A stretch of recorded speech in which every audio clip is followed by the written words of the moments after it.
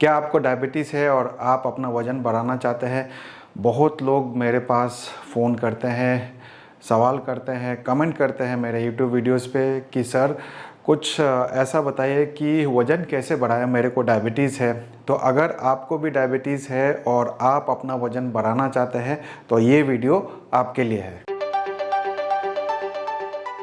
नमस्कार दोस्तों, मेरा नाम डॉक्टर अनुपम घोष है। मैं एक डायबिटीज़ कोच हूँ और एक फ़िटनेस न्यूट्रिशन स्पेशलिस्ट। तो आज हम बात कर रहे हैं कि डायबिटीज़ में वज़न कैसे बढ़ाते हैं, ठीक है, वेट गेन इन डायबिटीज़। तो आज हम इसके बारे में बात करेंगे क्योंकि बहुत सारे लोग जो है अपना वज़न घटा चुके हैं डायबिटीज़ के कारण, क्योंकि बहुत कारणवश हो सकता है कि वो बहुत ही कैलोरी डेफिसिट डाइट में चले जाते हैं या रनिंग जॉगिंग बहुत ज़्यादा कर लेते हैं। तो उस कंडीशन में वो अपना वज़न काफ़ी घटा देते हैं और वो अभी अपना वज़न बढ़ाना चाहते हैं। तो आज के वीडियो में हम सीखेंगे कि आप अपना वज़न कैसे बढ़ा सकते हैं। तो देखिए, वज़न बढ़ाने के लिए कुछ ज़रूरी पॉइंट्स आपको जानना बहुत ज़रूरी है। तो मैं एक एक करके वो सारे चीज़ आपको बताता हूँ, ठीक है। तो सबसे पहले जो है वो है आपको एक कैलोरी सरप्लस में आपको रहना है। अगर आपको अपना वज़न बढ़ाना है तो सबसे इम्पॉर्टेंट है कैलोरी सरप्लस।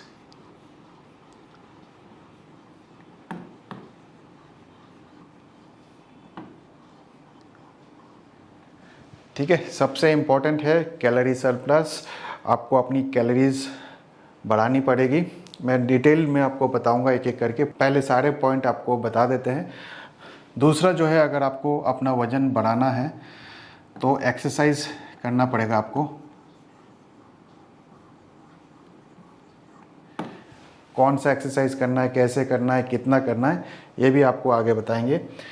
तीसरा जो है रेस्ट, ये भी बहुत इम्पोर्टेंट है। जब तक आप रेस्ट पे फोकस नहीं करेंगे तो वज़न नहीं बढ़ेगा। जो चौथा पॉइंट है वो है सप्लीमेंट्स।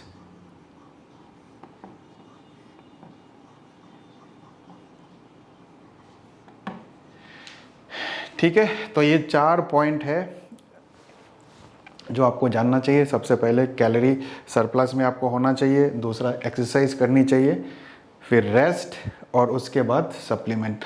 कौन से सप्लीमेंट लेने हैं वो भी आपको बताऊंगा। सबसे पहले हम बात करते हैं कैलोरी सरप्लस की, ठीक है। कैलोरी सरप्लस की सबसे पहले हम बात करते हैं।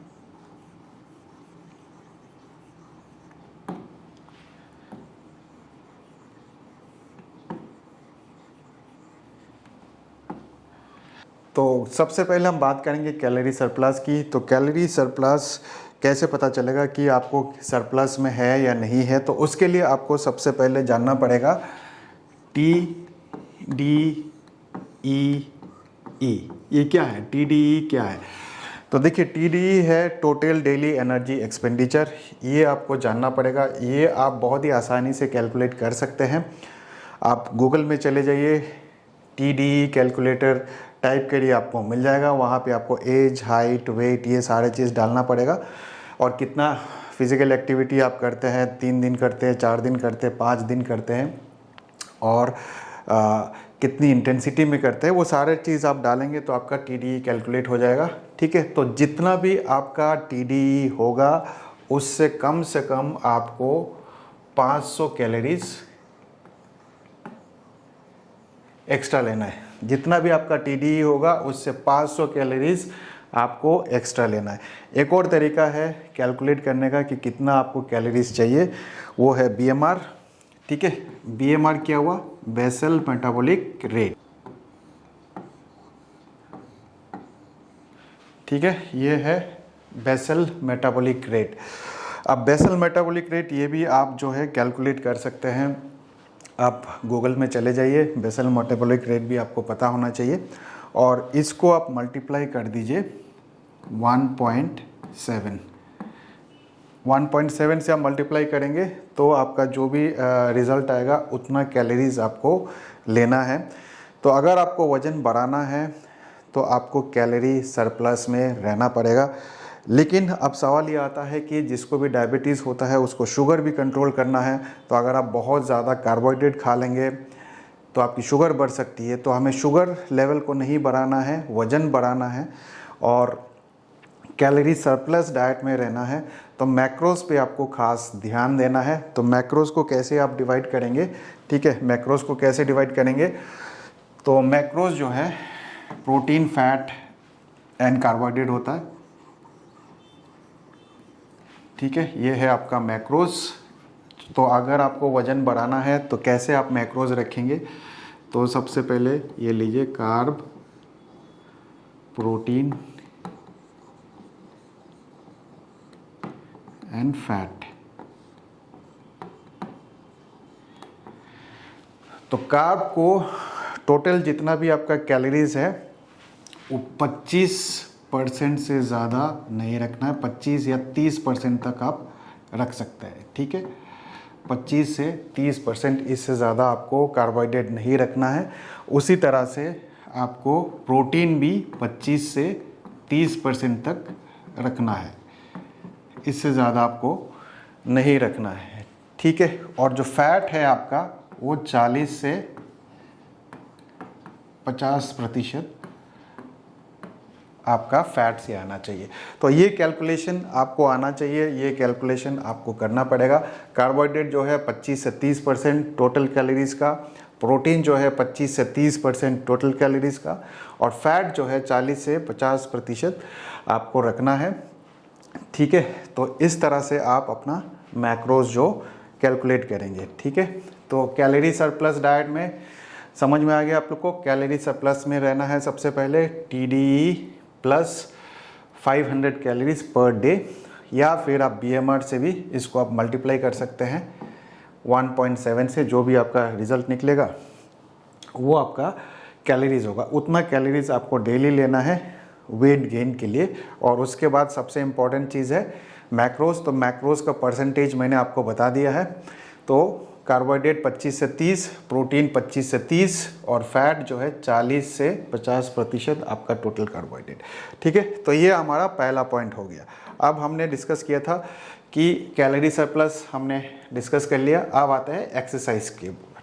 तो एक्सरसाइज जो है इसमें आपको बहुत सारे लोग जो है आपको कहेंगे कि रनिंग करिए, कार्डियो करिए, योगा करिए, वो सब ठीक है, वो सब करिए। योगा करना अच्छी बात है, फ्लेक्सिबिलिटी के लिए अच्छा है, मेटाबॉलिज्म के लिए अच्छा है। लेकिन अगर आपको वज़न बढ़ाना है तो आपको मसल बढ़ाना पड़ेगा। और मसल बढ़ाने के लिए जो एक्सरसाइज आपको करना है वो है स्ट्रेंथ ट्रेनिंग, ठीक है। स्ट्रेंथ ट्रेनिंग आपने करना है।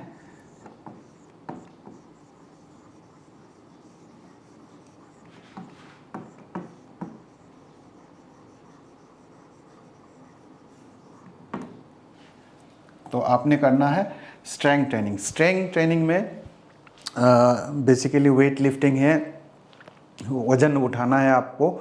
और उसको भी कैसे करना है वो आपको जानना है। कम से कम 3 दिन हफ्ते में ज़रूर एक्सरसाइज करिए। 3 से 5 दिन आप एक्सरसाइज कर सकते हैं। 3 से 5 दिन आप एक्सरसाइज कर सकते हैं। 3 दिन तो करना ही करना है।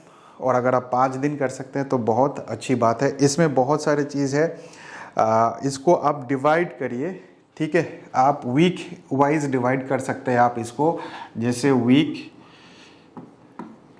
1 to 2, ठीक है, वीक 1 to 2, फिर वीक 3 to 4, ठीक है,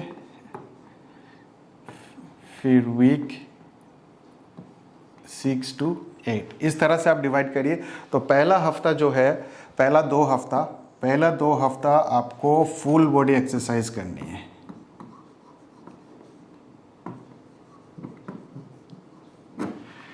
ठीक है। पहला 2 हफ्ता आपको फुल बॉडी एक्सरसाइज करनी है। सारे जो मसल्स है उसको टारगेट करने हैं, बॉडी के सारे मसल्स को टारगेट करने हैं। उसके बाद अगला जो 2 हफ्ता है, 3 से 4 हफ्ते, इसमें आप 2 मसल्स को टारगेट करिए। 2 मसल्स को टारगेट करिए। इसमें आपका 1 महीना निकल जाएगा। जब आपका 1 महीना हो जाएगा उसके बाद आप सिंगल मसल को टारगेट कर सकते हैं। 6 to 8 वीक जो है आप सिंगल मसल को टारगेट करिए, ठीक है। सिंगल मसल में जैसे एक दिन चेस्ट कर लिया, एक दिन बाइसेप्स ट्राइसेप्स कर लिया, एक दिन बैक कर लिया, एक दिन लेग्स कर लिया, एक दिन एब्डोमेन कर लिया, ठीक है, एक दिन शोल्डर कर लिया। तो इस तरह से आप अलग अलग दिन अलग अलग मसल को टारगेट कर सकते हैं। इसके बाद आपको जो ध्यान रखना है, जो एक्सरसाइज आप करेंगे उसमें फॉर्म तो इम्पॉर्टेंट है ही, लेकिन कैसे करना है, कितने सेट करना है, कितनी रेपिटेशंस करनी है। तो सेट्स बहुत इम्पॉर्टेंट है, ठीक है, नंबर ऑफ सेट्स, उसके बाद रेपिटेशंस, रैप। तो आपको सेट्स जो है, कोई भी एक्सरसाइज आप करेंगे आप 3 से लेके 5 सेट कर सकते हैं। कम से कम 3 सेट करना है एक मसल का, और अगर आपके पास टाइम है, स्टेमिना है, तो आप 5 सेट भी कर सकते हैं। और जो रेपिटेशन है, मैं रिकमेंड करता हूं कि कम से कम 8 रेपिटेशन एक जो एक्सरसाइज करे, कम से कम 8 ज़रूर करिए, और 8 से 12 आप कर सकते हैं। इससे ज़्यादा मत करिए, क्योंकि ज़्यादा आप करेंगे तो मसल फैटिक हो जाएगा। तो हमें मसल को फैटिक नहीं करना है। और 3 सेट और 8 से 12 रैप हर मसल का आप कर सकते हैं, ठीक है। जो भी आप एक्सरसाइज कर रहे हैं, आप टारगेट रखिए कि कम से कम 30 से 45 मिनट जो है आप एक्सरसाइज करें। तो अगर आप हफ्ते में 3 दिन भी कर रहे हैं, ठीक है, 30 से 45 मिनट एक दिन में करना है, 5 दिन करेंगे तो और अच्छी बात है। और ये आपका एक्सरसाइज हो गया, ठीक है। तो एक्सरसाइज के बारे में हमने सीख लिया, कैलोरी सरप्लस के बारे में हमने सीख लिया, ठीक है, एक्सरसाइज भी हो गया। उसके बाद आती है रेस्ट, फिर आता है रेस्ट। तो रेस्ट बहुत इंपॉर्टेंट है, रेस्ट और स्लीप, रेस्ट या फिर स्लीप,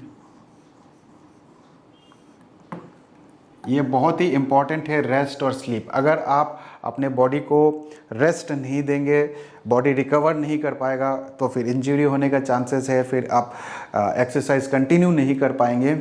और अगर आप अच्छी तरह से नींद नहीं लेंगे तो बॉडी फिर रिकवर नहीं करेगा। तो स्लीप बहुत इंपॉर्टेंट है, रेस्ट बहुत इंपॉर्टेंट है। अब सवाल ये आता है कि कितना सोना है आदमी को एक दिन में। तो अगर आप 6 से 8 घंटे भी सोते हैं तो बहुत है। 6 से 8 घंटे, मिनिमम 6 घंटे आपको सोना है, और 8 घंटे से ज़्यादा सोना नहीं है। कुछ भी जब आप बहुत ज़्यादा कर लेते तो अच्छा नहीं है। बहुत लोग जो है, मैंने देखा है कि 10-10 घंटा, 12-12 घंटा सोते हैं, तो वो भी ठीक नहीं है। कुछ भी एक्सेस ठीक नहीं है, ये ऑप्टिमम है, बिल्कुल ऑप्टिमम है। आप 6 से 8 घंटे सोइए, कम से कम 6 घंटा और मैक्सिमम 8 घंटा। तो बॉडी को रेस्ट अच्छा मिलेगा। जब आपको अच्छा रेस्ट मिलेगा तब मसल डेवलप होगा, और जब मसल डेवलप होगा तब आप जाके वेट गेन कर सकते हैं, ठीक है। इसके बाद आता है लास्ट, जो है मैंने आपको बताया था, वो है, ये रेस्ट हमने कवर कर लिया, वो है सप्लीमेंट्स। नेक्स्ट है सप्लीमेंट, ये लास्ट जो है सप्लीमेंट है, ठीक है। सप्लीमेंट बहुत इंपॉर्टेंट रोल प्ले करता है। अगर आपको किसी चीज़ की डेफिशिएंसी होगा तो आपको दिक्कत हो सकता है। अगर आपको न्यूट्रिशनल डेफिशिएंसी है, ठीक है, अगर आपको न्यूट्रिशनल डेफिशिएंसी है तो वेट गेन में आपको दिक्कत होगा।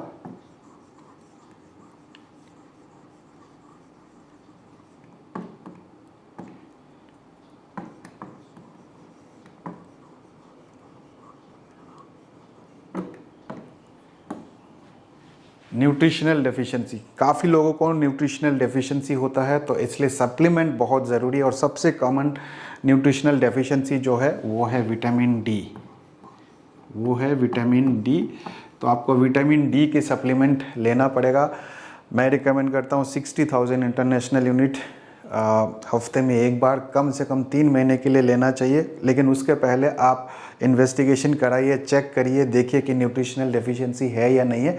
उसके बाद अपने डॉक्टर से कंसल्ट करिए और तभी जाके सप्लीमेंट लीजिए। सप्लीमेंट भी आपको डॉक्टर के कंसल्टेशन के बाद ही लेना चाहिए, क्योंकि बहुत सारे लोग जो है खुद से ले लेते हैं। अगर आप बहुत ज़्यादा विटामिन डी भी ले लेंगे तो इससे टॉक्सिसिटी भी हो सकता है। तो इसलिए अपने डॉक्टर से सलाह करिए, और उसके बाद ही कितना डोज आपको चाहिए वो आपके डॉक्टर ही बता पाएंगे। उसके बाद अगर आप वेजिटेरियन हैं तो आपको हो सकता है कि विटामिन B12 की डेफिशिएंसी हो, ठीक है, विटामिन B12। तो अगर आप वेजिटेरियन है, B12 की डेफिशिएंसी है, तो ये भी आपको लेना ज़रूरी है। जब तक आप विटामिन्स को न्यूट्रिशनल डेफिशिएंसी को ठीक नहीं करेंगे तो वेट गेन काफ़ी मुश्किल होता है।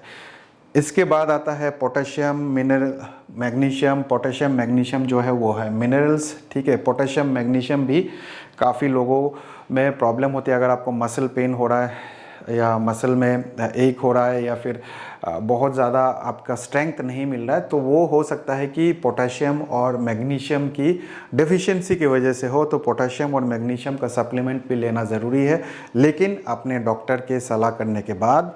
और भी बहुत सारे डेफिशिएंसीज होते हैं तो उसके लिए इन्वेस्टिगेशन कराना ज़रूरी है, ठीक है। उसके लिए इन्वेस्टिगेशन कराइए, उसके बाद अपने डॉक्टर से सलाह करिए और देखिए कि न्यूट्रिशनल डेफिशिएंसीज है या नहीं है।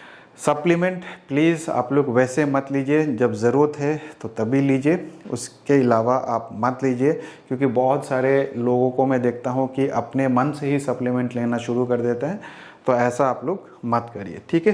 तो आज हमने सीखा कि डायबिटीज़ में वेट गेन कैसे करते हैं।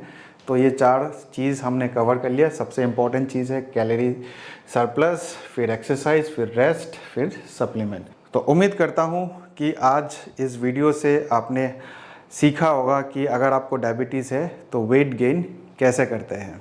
अगर आप लोग चैनल में नए हैं तो चैनल को ज़रूर सब्सक्राइब करिए, क्योंकि इस चैनल में आपको इस तरह के वीडियोस मिलते रहेंगे। मैं मिलूँगा आप लोगों से एक नए वीडियो के साथ। तब तक स्वस्थ रहे, मस्त रहे। इस वीडियो को देखने के लिए आप सबका बहुत बहुत धन्यवाद।